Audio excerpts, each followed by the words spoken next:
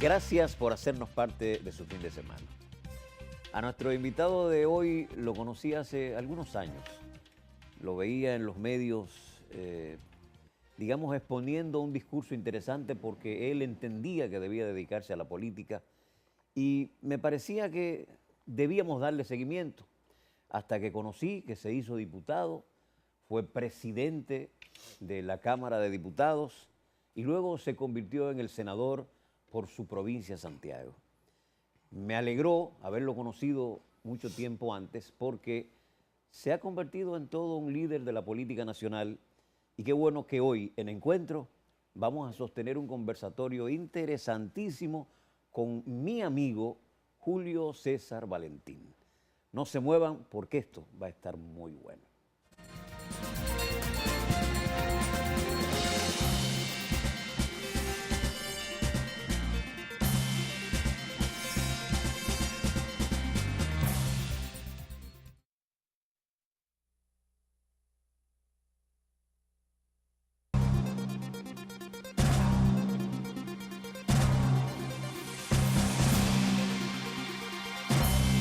Senador, bienvenido a este encuentro. Gracias. Qué gusto me da, hace mucho que no compartíamos escenario. Sí, la verdad que sí. Pero mucho Hace tiempo. varios días. Sí, pero siempre te damos seguimiento, que es lo más importante. Yo pienso que este encuentro deberíamos comenzarlo preguntándote yo si el deporte y el teatro te siguen atrayendo y si dentro de tus ocupaciones como senador todavía le dedicas tiempo a jugar un poco del deporte que te gusta o a ir a una sala de teatro y disfrutar una buena obra. Porque tú estuviste haciendo teatro alguna vez, tengo entendido. Sí, ciertamente fui activista cultural, pero también hice teatro, es decir, tuve parte, entendía que dentro de esas inquietudes de la primera etapa de la adolescencia, expresarme, gritar contra las injusticias, propugnar por igualdad, por equidad. También el arte jugaba un rol interesante de aglutinamiento y de remisión de un mensaje a una sociedad y a una realidad social que pretendíamos transformar por alguna vía. Es decir, iniciarse en la actividad política con propósitos revolucionarios, con militancia revolucionaria, te fue llevando a una serie de vinculaciones y una de ellas fue justamente la actividad artística cultural. No solo como una actividad lúdica, recreativa del ser humano, sino también como una forma de generar conciencia, de comunicar algún mensaje de transformación. Ya la chispa de la política venía, Sí, en cada actuación venía la chispa de la política. En efecto, yo hice teatro popular porque y me vinculé a grupos culturales, sociales, a movilizaciones sociales, movidos justamente porque ya tenía una inclinación, tenía una escala de valores. Valentín? Bueno, yo a los 15 años asumí la bandera del socialismo y había una situación en la región de invasión norteamericana en Grenada que condenamos desde el liceo, de visita de George Bush, vicepresidente que había sido el director de la CIA y daba cuenta en los relatos del liceo, de la escuela, de las izquierdas, de las masacres y los asesinatos de sacerdotes, de líderes revolucionarios, de líderes sociales en todo Centroamérica y Sudamérica, de todas esas dictaduras groseras, sangrientas, que asesinaron millones de personas. Comenzaba... Entonces, él siendo jefe de la CIA, en el marco de la Guerra Fría, le correspondió a él, a Reagan, ser el responsable de cientos de miles de asesinatos y de masacres colectivas, digamos, 30 sacerdotes en El Salvador, 20 monjas en Nicaragua, en Guatemala, desaparición de familias completas, de comunidades completas. Nosotros nos dimos cuenta de eso y nos vinculamos a dos líneas. Primero, a la pastoral juvenil con sacerdotes vinculados a la teología de la liberación, bastante sólida en ese momento. En esa oportunidad, Fray Beto escribe. Claro, entonces nosotros entendíamos que debíamos ir en dos direcciones. Una, la vía religiosa, la vía espiritual comprometida, ¿no? El más basta hacer que rezar. Esos curas que hicieron causa común con la revolución Sí, en de Fidel efecto. Castro. Sí, ¿no? y que condenaron todo tipo de agresión en Vietnam. En Vietnam, sin en duda. donde quiera. Entonces, yo soy producto de esa generación que se vio atraída por la revolución sandinista, por la salida de las dictaduras militares en Sudamérica y por los acuerdos de paz que generó un movimiento guerrillero tan exitoso como el del Frente Farabundo Martí en El Salvador, que unificó 5 grupos guerrilleros y formaron el movimiento Camilo Cienfuegos. el movimiento Camilo Cienfuegos. Es decir, somos producto de esa época y entendimos que en el país, aunque no teníamos una dictadura, sí prevalecían niveles muy aplastantes de injusticia social. Y bueno, comprendí, acepté el mensaje de un líder, que en una ocasión fui a una conferencia,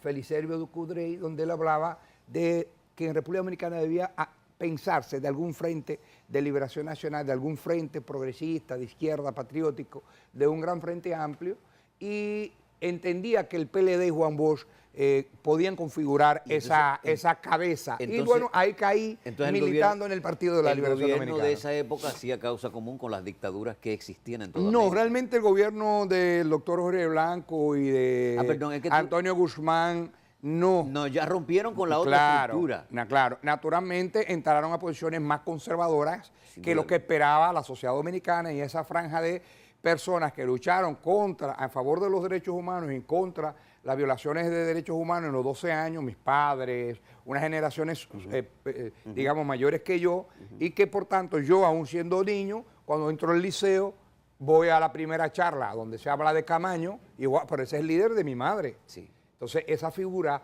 de Camaño, heroica, cuando llegó a la primera charla, un movimiento estudiantil orientado por la izquierda, digo, por aquí es que voy. Y entonces mi padre, que era, por ejemplo, Jorge Blanquista, que era PRDista, yo empiezo a gritar elecciones no, revolución sí, antes del 82, y a gritar fuera Bush asesino, ¿no? Y una serie de consignas propias de la época que me ubicaron en un lado de la Guerra Fría. Mira, ha hecho un esbozo interesantísimo. Así entre la política y así entre al arte. Pero fíjate tú que hay un grupo de jóvenes y ya personas maduras que llegaron a la política movidos por la misma motivación tuya, ¿no? Prácticamente todos los que hoy están en el escenario político fueron movidos en ese mismo ambiente. En el PRM lo va a encontrar, en la tradicional izquierda lo va a encontrar en el PLD. Perfecto. Eso cambió radicalmente.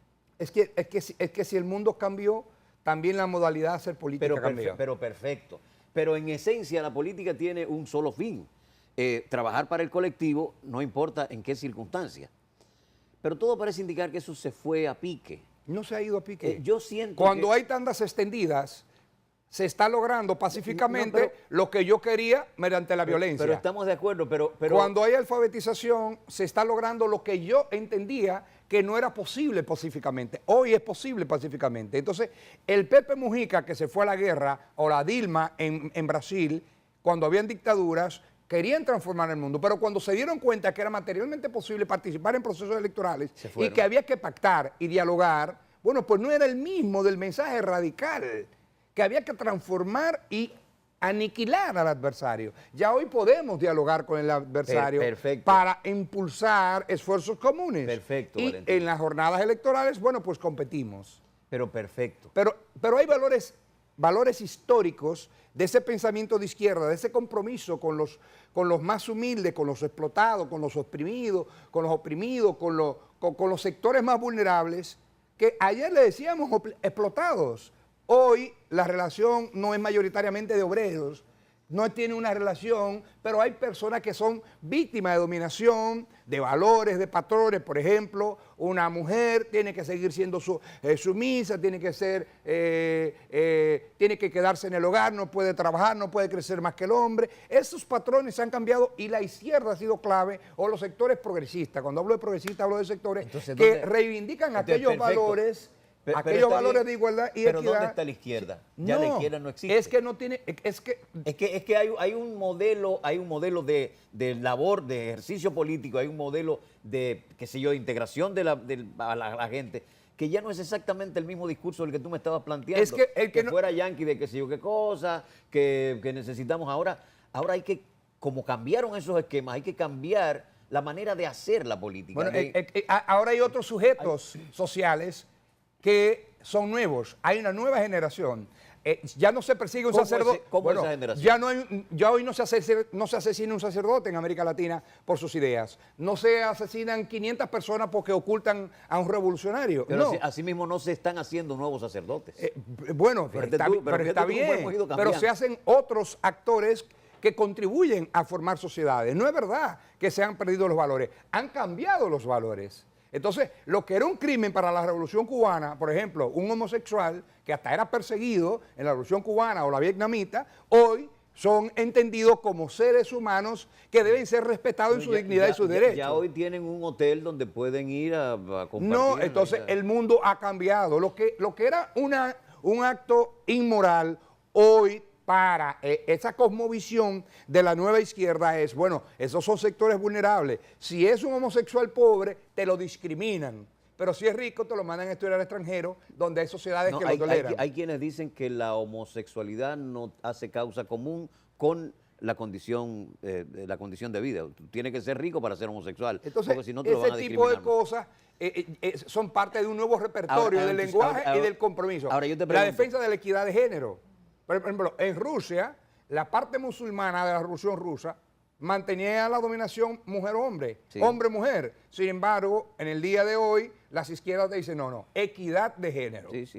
Sí, es amor, es relación. Te justificaban la violencia del hombre contra la mujer, porque la mujer era un sujeto, era una propiedad. Bueno, los nuevos sectores progresistas dicen, no, espérate, el lenguaje es y el compromiso es equidad. Entonces, está bien. Entonces, lo que ha cambiado es la radicalidad de la acción, porque no hay el sometimiento que hubo antes. Antes gritar en Guatemala era morirse. Hoy en Guatemala puedes gritar. Pero ¿cómo es más fácil? Bueno, ahora es más fácil. ¿Antes o ahora? Antes había otra épica. Antes había una épica. Luchábamos por los derechos humanos que no existían, ya lo tenemos. Luchábamos por el arreglo de las calles, que hoy los tenemos. Luchábamos, entonces hay ahora demandas de nueva generación. Entonces los actores que aspiran a transformar la sociedad, sea desde el Estado, desde la oposición, desde la sociedad civil, desde los medios, tienen que tener un parámetro de ideas, un repertorio de ideas, de compromisos, que lo pueden hacer visible, hacer público, demandando cambios. Es decir, mientras ayer yo luchaba, mientras, por ejemplo, el ministro de Educación caía preso en los años 80, Antonio Peña Mirabal, protestando junto a los demás grupos de izquierda por el arreglo de las calles. Bueno, las calles de sus barrios están realizadas para que construyan una escuela, tienen liceo, todos los barrios por los cuales protestábamos. Entonces, esa era demanda de primera generación. Hoy tenemos demanda de otra generación. ¿Qué quiere la gente? Transparencia, la gente quiere equidad, la gente quiere igualdad, acceso a la información pública, la gente quiere calidad de los servicios públicos, la gente quiere lo que se está logrando. 20,000 jóvenes dominicanos estudiando en el extranjero gracias a políticas públicas que impulsa. ¿Y qué es lo que quiere la gente? Ya están las becas, ahora lo que la gente quiere que sea escrupulosamente seleccionado. Y creo que ha sido escrupuloso. Y qué bueno que hay una ciudadanía activa, vigilante y demandando. Pero hoy usted protesta y ni le exilian, ni lo encarcelan, ni lo matan. Entonces, lo que cambió fue la épica, fue la estética de la acción y del discurso. El escenario ha cambiado. Y el escenario. Y el escenario y las gradas han cambiado también. Si nosotros conseguimos lo que demandábamos hace 30 años, no podemos reivindicar la lucha armada como yo la reivindiqué. Yo creí en la lucha armada. Entonces, ¿qué puede ocurrir y me preparé para la lucha armada. ¿Qué puede ocurrir pero ahora? Eso es impensable en el ¿Qué mundo. puede ocurrir ahora, Valentín? Bueno, pero oye, en este tenor, profundizando los cambios sociales, los cambios institucionales para hacer un Estado más que optimice más los recursos,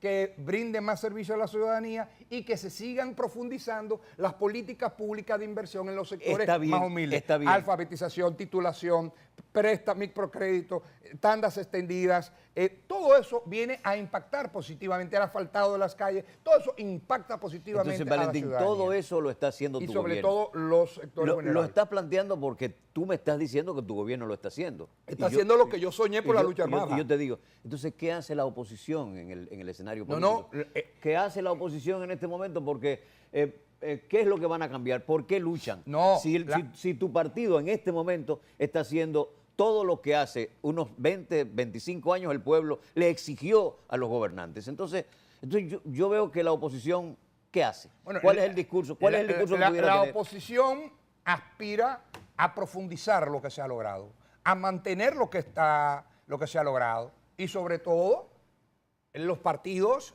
y los ejercicios gubernamentales cometen errores, cometen fallas, pero si hay estabilidad económica, si hay logros importantes, bueno, pues la gente mantiene una cierta identificación con un partido. Si el PRD no entra en los conflictos que entró en los 80, Balaguer no vuelve al poder, ni crece el Partido de la Liberación Dominicana. Si el PRD se convierte de verdad en la fuerza de cambio, nos condujo a las libertades, y eso es una bandera histórica que se la debemos al Partido Revolucionario Dominicano y a don Antonio Guzmán, y que se fortalecieron también durante el gobierno de Jorge Blanco a pesar de la crisis de la poblada de abril, que fue un elemento que hizo crecer al PLD, porque fue una especie de ruptura política que permitió un crecimiento abrupto de una fuerza política crítica, reflexiva, que impugnaba, que era totalmente dialécticamente diferente a las dos principales fuerzas políticas, el reformismo y el PRDismo. El PRDismo más de avanzada que el reformismo, pero empezaron a incurrir en prácticas conservadoras por igual. Lo llevó al poder. Bueno, sí. Esa diferencia los llevó al poder. Pero ¿qué pasa? Si no cometen serios errores,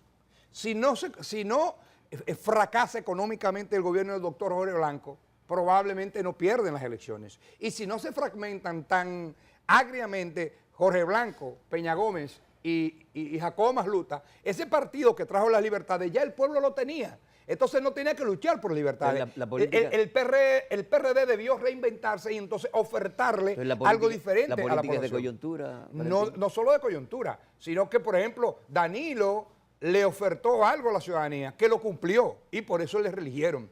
Lo mismo pasaría con el PLD si intenta mantenerse en el poder, no importa con cuál candidato, si no hace cambios de algunos errores que le apunta, que le señala, que le impugna parte de la opinión pública, parte de la ciudadanía, parte de la sociedad civil y parte de una oposición válida, legítima e importante, pues el PLD le va a dar paso automáticamente en un proceso democrático a un segmento de esa oposición política. Ese tema lo vamos a retomar. La que mejor encarne las aspiraciones, expectativas y necesidades del pueblo Ese dominicano. tema lo vamos a retomar cuando regresemos.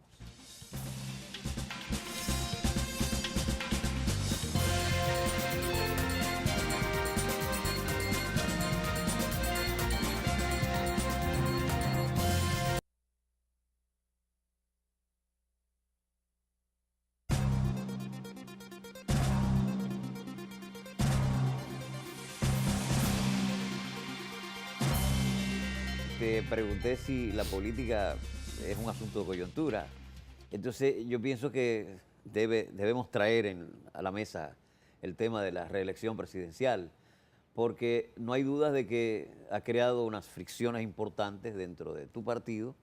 Hay un sector con la suficiente fuerza, con el suficiente poder, como para entender que ellos son los que deben estar en el escenario terciando por la nominación presidencial y que quieren ser los candidatos, quieren que su líder sea el candidato. Me refiero al grupo de Leonel Fernández. Pero hay otros números que apuntan a que la gente que está en el poder, otro sector que ha sido beneficiado grandemente del ejercicio gubernamental de Danilo Medina, entienden que deben habilitarlo para que él pueda también ofertarse como una opción de poder. ¿Hasta dónde esas contradicciones, esos problemas internos del partido puede, digamos que, mellar este proceso y sacarlo del escenario a ustedes? Mira, yo entiendo que el liderazgo del PLD ha mostrado inteligencia en cada proceso. Y estoy persuadido tengo la aspiración de que ese liderazgo colectivo, pero que encabezan el presidente Danilo Medina y el compañero presidente del partido, el doctor Leonel Fernández, deben conducirse a algún tipo de entendimiento. Naturalmente, es evidente que el liderazgo y los sectores internos que acompañan al presidente Danilo Medina, en esta coyuntura, como dice que en efecto la política coyuntural tiene su lectura, cada coyuntura, cada momento, es el sector con mayor predominio, ese es el sector mayoritario. Pero la mayoría se legitiman en la medida que también reconocen los espacios de las minorías.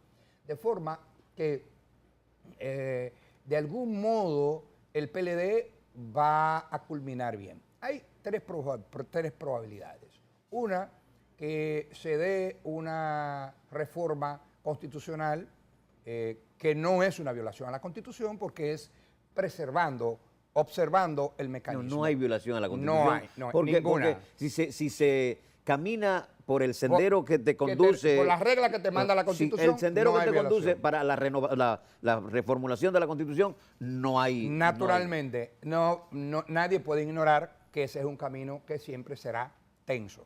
Lo fue en el año... Lo fue para Evo Morales, lo fue para en Honduras, que logró que una sentencia del Tribunal Constitucional dijera que un artículo no podía impedir a un solo hombre, sí. Y Juan Orlando se religió, sí, pero con serias tensiones sociales y la fractura de dos partidos políticos. Lo fue en Nicaragua con serias dificultades. No fue traumático en Costa Rica cuando se rehabilitó a Oscar Arias. Esa es una posibilidad. La segunda es que el presidente Danilo Medina indique, mire, yo no estoy animado por este mandato, y que sectores razonando entiendan, bueno, pero así como en la Constitución del 2010, que no fue para rehabilitar al presidente Leonel Fernández, pero se logró un pacto entre Miguel Vargas y Leonel Fernández para levantar el nunca jamás y habilitar al presidente Leonel Fernández, que terminaba su carrera presidencial en el año 2012, bueno, se le quitó el nunca jamás, ¿verdad? Entonces, eso podría suceder también con el presidente Danilo Medina, y probablemente eso reduzca tensiones. La otra probabilidad es que una tercera opción pueda surgir dentro del Partido de la Liberación Dominicana. Es decir, en política nada es descartable. Valentín. Sin embargo, entiendo que hay dos fuerzas predominantes. La que dirige el doctor Leonel Fernández, presidente del partido, el expresidente Fernández, y la que dirige el compañero Danilo Medina. En el camino nadie puede pronosticar qué acontecerá. Ahora, yo apuesto a que haya una salida madura, una salida inteligente, una salida que permita retener el poder y seguir profundizando cambios en la sociedad dominicana y, naturalmente, siempre entendiendo que no somos perfectos, que tenemos serios errores que hay que tratar de corregir día tras día. Julio César, esos grupos, esos sectores, esa bipolarización se ha radicalizado. Ahí es donde yo entiendo que hay porque ha habido peligro. Hasta insultos, y eso es lo negativo. Entonces, y los dos sectores se sienten ambos agraviados. A tal grado que hay un señor que no tiene nada que ver con este país, que se llama Bob Menéndez, que ha levantado la voz y ha dicho que por qué Estados Unidos no interviene en esa posibilidad abierta de que la Constitución se modifique para que Danilo Medina piense en una reelección. Entonces, parece que ha ido muy lejos eso. Si me permite, te digo que ese senador de los Estados Unidos sí tiene que ver con República Dominicana. Y no dijo nada cuando Juan Orlando, el más corrupto presidente de América Latina en Honduras, logró la repostulación a pesar de la Constitución de aquel país, decía que era un crimen. No se preocupó por América Latina. Ese senador no se preocupó por América Latina. Y Juan Orlando se religió. Y él y los demás y otros sectores de la élite de poder en los Estados Unidos reconocieron a Juan Orlando. Es decir, lo que no le reconocen a Evo, se lo reconocen a Juan Orlando o a Oscar Arias en Costa Rica. En definitiva, yo entiendo que sectores incluso amigos del senador Bob Menéndez, cuando alguien en el extranjero hace un juicio sobre temas que esos sectores dominicanos no están de acuerdo, dicen que eso es una intromisión y un atropello a la soberanía nacional. Yo digo que no. El senador Bob Menéndez puede hacer eso, puede hacer lo que entienda, pero también pueden hacerlo otros actores. Puede decir lo que quiera. No, puede decir lo que quiera y eso no va a incidir en las tomas de decisiones de República Dominicana. Ese es, a mi juicio, un cuco absolutamente inválido, es un método absolutamente gastado. Es una intromisión al final de la jornada. Yo no lo voy a calificar de intromisión. Eso a alguien quiere agradar, pero yo entiendo que República Dominicana, el Partido de la Liberación Dominicana y el país adoptarán la medida que sea pertinente, pero no porque este señor que fue electo en otro país diga lo que quiera decir. Yo, por ejemplo, digo muchas cosas de Colombia, de El Salvador, de Uruguay, de Chile, pero son mis opiniones personales. No son intromisiones. Pero opiniones personales, pero aquí se está hablando de que Estados Unidos debería intervenir ya, porque parece que las cosas van muy lejos. Estados Unidos, yo entiendo que aquí nos vamos a arreglar, todo nos vamos a entender, pero Estados Unidos no es juez ni del mundo ni de República Dominicana. Entonces yo te voy a hacer una pregunta. Y si aceptamos que lo sean, es un insulto que yo protesto, impugno y condeno. Yo te voy a hacer una pregunta. Si los números al Partido de la Liberación Dominicana le dan con Danilo Medina, si ustedes que son expertos en encuestas, yo pienso que ustedes enseñaron a este país a creer en las encuestas y hacer mediciones para saber hasta dónde se podía manejar un liderazgo específico, ¿no? Ustedes, eso no hay duda. Si esa metodología los lleva a ustedes a un escenario donde la opción de permanecer en el poder sea Danilo Medina, ¿tú te integras a ese grupo? Yo lo que decide el partido lo apruebo. Y cuando no esté de acuerdo me voy del partido, a militar en política, pero ni en el PLD, ni en el PRD, ni en el Partido Reformista, ni en ninguna opción conservadora. Me voy a un grupo crítico. Pero yo le digo a usted que yo siempre, lo que decide el PLD, en múltiples ocasiones, en todos los congresos que yo he participado, he perdido una serie de posiciones. Pero cuando ha prevalecido la posición de mayoría, en el Congreso del partido, que es el organismo superior, yo lo acepto. Por ejemplo, yo terminé respetando y apreciando enormemente a Botello. Pues yo entendía que Botello representaba una posición de ruta conservadora a finales de los 80, a principios de los 90, y los primeros congresos que yo participé a principios de los 90, hasta Juan Bosch proponiendo que votáramos por Botello yo votaba en contra. ¿Por qué? Pero perdía. Y yo que estaba, por ejemplo, que me ubicaba en la posición más próxima a Maspuí, a Necesidad Marmolejo, a esos sectores dentro del PLD, cuando perdíamos.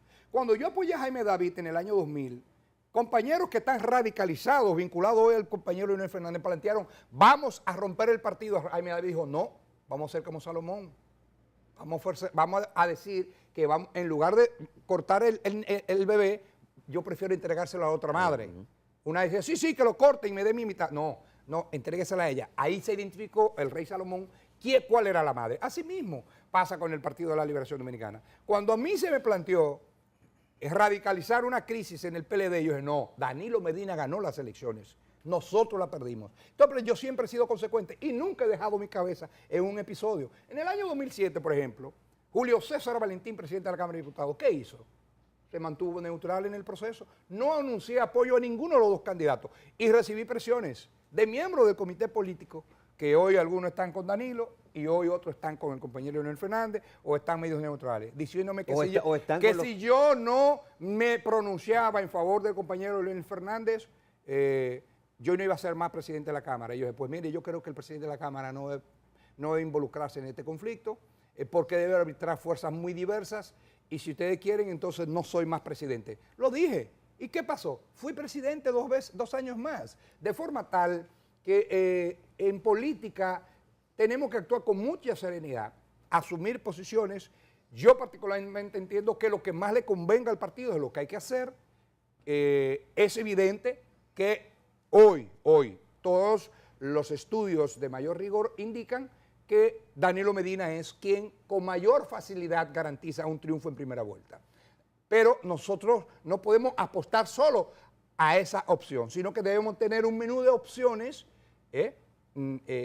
por si no es materialmente posible que el presidente Medina quede habilitado para este proceso. ¿Qué opinión Pero independientemente de todo, para algún proceso posterior, yo entiendo que el PLD meditará en algún momento dar la oportunidad de que ese liderazgo sea reservado como una oportunidad de seguir siendo un partido competitivo con actores importantes. ¿Qué opinión te merecen los que se han lanzado al ruedo a buscar la nominación presidencial? Entiendo que es importante ese ejercicio. Naturalmente es como cuando una marca en el mercado está muy consolidada, tiene el 90% del mercado. Esas marcas que están consolidadas no quieren, promueven, por ejemplo, hay una industria determinada de los cigarrillos que tiene el 85% del mercado en América Latina. Pues esos promueven en los congresos que no haya publicidad del tabaquismo porque el tabaco es nocivo. Bueno, por eso lo dicen ahora, que se impusieron a golpe de publicidad porque ellos tienen el 85% del mercado. Entonces no es injusto prohibir la publicidad del tabaco. Sí, y hay mucha gente que compra ese discurso. En el caso del PLD hay dos líderes tan fuertes que no han permitido que emerjan con solidez otros líderes dentro del cual están esos compañeros que han salido que tienen competencia, tradición, formación, talento y posibilidad incluso de hacer gobiernos iguales o superiores a los dos grandes líderes. Además están haciendo una tremenda labor política en la base. Claro, y mantienen, ellos, y son ellos los que han mantenido en la calle, en los fines de semana, movilizándose, son los que han mantenido una sigla partidaria por encima del 50%. Cuando un partido tiene un 50%, va a ganar las elecciones. Lo que falta es determinar si en las próximas semanas y en los próximos meses vamos a actuar con la sensatez que demanda el momento histórico y la vocación de poder del partido. Vamos a seguir hablando porque nos queda todavía mucho por decir. Vamos a continuar con el programa. Claro.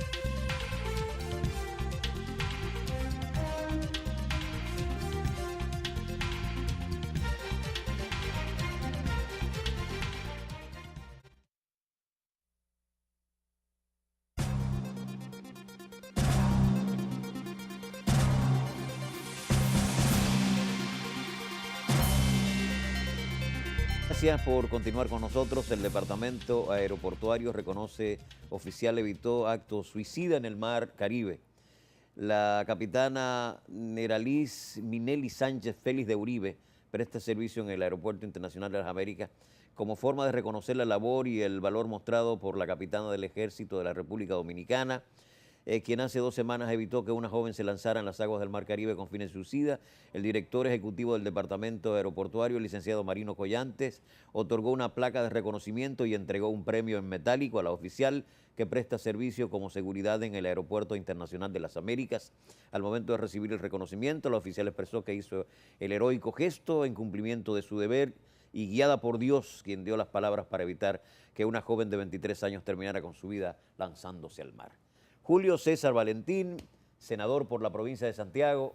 Yo pienso que estos minutos finales debemos hablar. Felicito a Marino Collante por esa acción. Hay que emular lo que está bien. Un gran municipio santiaguero. Sí, gran un gran amigo nuestro. Sí.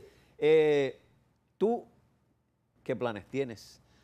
Porque yo entiendo que vas a seguir en la política y que así con esa posición neutral que has mostrado aquí, yo pienso que la población santiaguera te ha dado el visto bueno en tu gestión, en cada una de tus gestiones, y yo pienso que eso hay que darle continuidad, lo que supongo que tú pretenderás caer en la misma posición electiva. Realmente cuando esos liderazgos fuertes se mantienen gravitando, debió existir ya una rotación de élites en el partido, pero al quitar el nunca jamás en el 2010, habilitó al presidente Fernández y mantiene vivo al presidente Danilo Medina.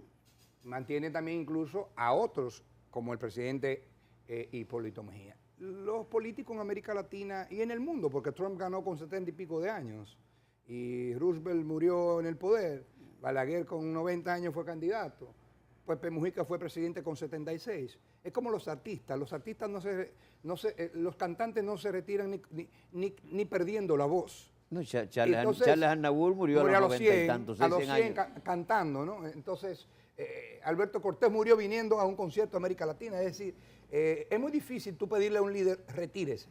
Eso de rotación de las élites, de relevo generacional, eso se da de manera espontánea. En las sociedades se dan fracturas, se dan situaciones, cambios generacionales, cambios de factores sociales, económicos, de estructura social, que te indican, bueno, aquí hubo un cambio y apareció una figura, ¿no? Lo que pasó en Venezuela, lo que pasó aquí en el 96 con la partida de los 3 grandes líderes, lo que aconteció con la muerte de Trujillo, y nuevos actores. Pero es muy difícil que en una situación normal haya cambio. Por eso, si se hubiera mantenido el nunca jamás, realmente habría habido una fábrica real de automóviles, como dijo el presidente Leonel Fernández. Pero mientras esté abierta, que puedan darle lija y renovar y recauchar los neumáticos de los actuales líderes, va a ser muy difícil. Entonces nosotros tenemos que, decía el mismo presidente Leonel Fernández, que a alguien, mira, esto es como Tarzán, no suelte una mano hasta que no tenga la otra rama. Y es verdad. Entonces, en el caso del PLD, si todavía yo presento algún tipo de legitimidad dentro del partido y en la sociedad, y los compañeros del partido de Santiago estiman que yo puedo estimular una candidatura con posibilidades competitivas, pues evidentemente yo soy un militante y voy a ir.